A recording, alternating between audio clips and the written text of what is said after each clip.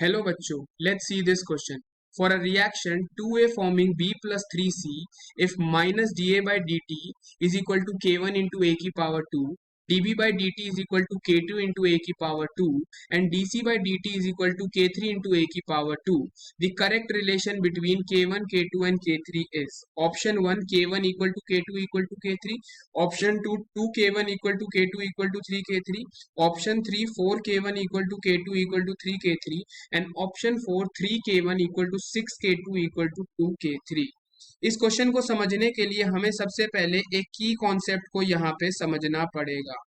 क्या की कॉन्सेप्ट हमारा इन्वॉल्व हो रहा है? हमें गिवन है 2A से हमारा बन रहा है B प्लस 3C। तो हमें पता है the average rate of a reaction it is given in terms of, अगर हम रिएक्टेंट और प्रोडक्ट की टर्म में अगर रेट लिखते हैं तो it is equal to -1 by stoichiometry dA by dt। यहाँ पे माइनस साइन रिप्रेजेंट कर रहा है कि हमारा रिएक्टेंट कंसेंट्रेशन टाइम के साथ डिक्रीज होगी, this is the rate of disappearance को डिनोट कर रहा है। अगर हम इसको B की टर्म में लिखेंगे तो यही हमारे पास हो जाएगा dB अपॉन dt, और अगर यही हम C की टर्म में लिखेंगे तो ये हो जाएगा 1/3 dC अपॉन dt। ठीक है जी। अब अगर हम इसको रेट को दूसरी टर्म में लिखते हैं, हमें इक्वेशन दे रखी है 2A forming B plus C है हमारे पास।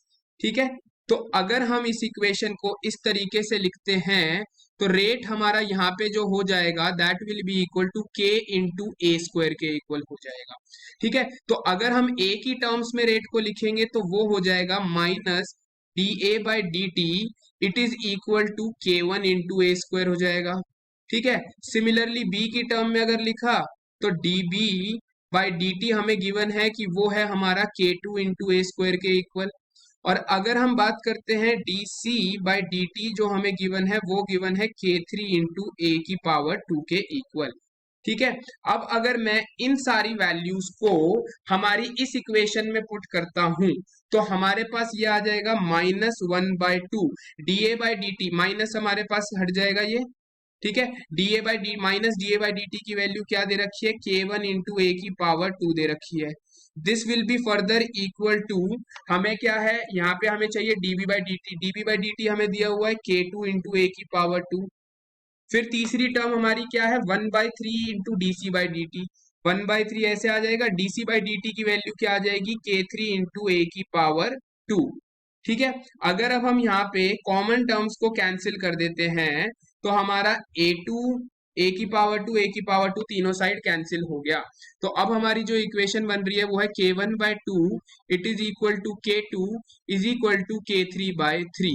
अगर मैं तीनों इक्वेशंस को 6 से मल्टीप्लाई करता हूं तो ये आ जाएगा K1/2 into 6 it is equal to 6K2 it is equal to 6K3/3। 6 से क्यों मल्टीप्लाई किया? बिकॉज 2 और 3 का एलसीएम होता है 6। तो हमारा जो रिलेशन आया वो आ गया 3K1 it is equal to 6K2 equal to 2K3 के equal.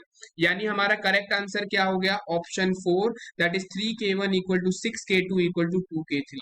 I hope you understood it well. All the best, thank you.